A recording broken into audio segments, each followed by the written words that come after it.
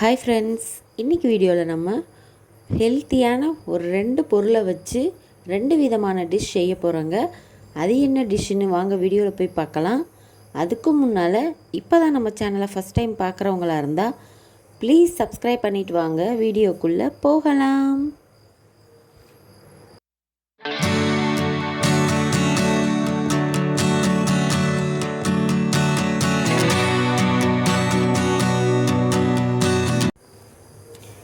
அந்த முக்கியமான 2 பொருள் என்னென்னா, கருப்பு கவுனி அரிசியும் கருப்பு உளுந்தும் வச்சு தாங்க இன்றைக்கி நம்ம 2 விதமான டிஷ் செய்ய போகிறோம்.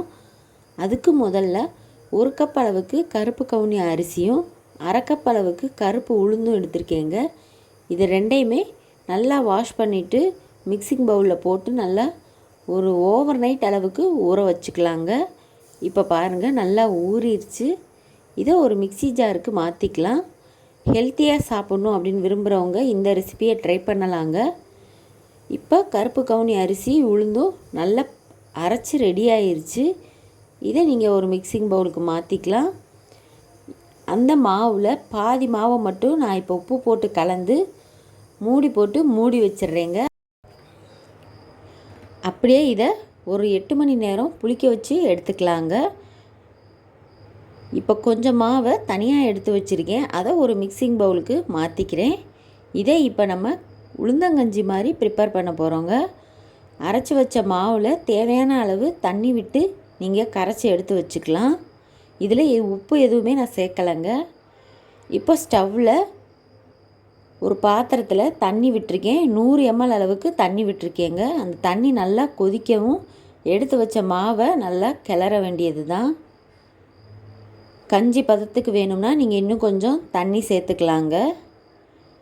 இது நல்லா வெந்து வரவும் இனிப்புக்கு தேவையான அளவுக்கு நாட்டு சர்க்கரையும் கொஞ்சோண்டு சுக்குத்தூளும் சேர்த்துருக்கேங்க. நீங்கள் விருப்பப்பட்டால் சுக்குக்கு பதிலாக ஏலக்காய் கூட சேர்த்துக்கலாம்.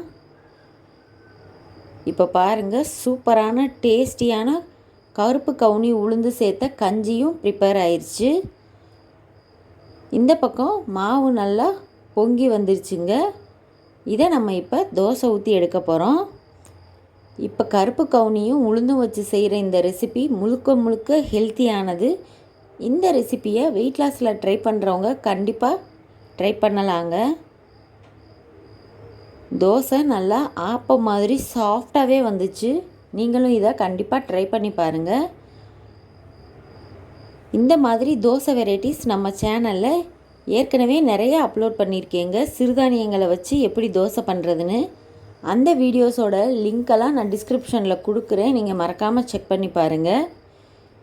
இப்போ பாருங்கள், தோசை நல்லா 2 பக்கமும் வெந்து வந்துருச்சு. சூப்பரான ஹெல்த்தியான தோசை நம்ம ஈஸியாக ப்ரிப்பேர் பண்ணிட்டோம். இந்த கவுனி அரிசியை வச்சு செஞ்ச கஞ்சி ரெசிப்பியும் தோசை ரெசிப்பியும் உங்களுக்கு ரொம்பவே பிடிச்சிருக்குன்னு நினைக்கிறேன். இந்த வீடியோவை லைக் பண்ணிவிட்டு சப்ஸ்கிரைப் பண்ணாமல் பார்க்குறவங்க ப்ளீஸ் சப்ஸ்கிரைப் பண்ணிக்கோங்க. தேங்க்யூ.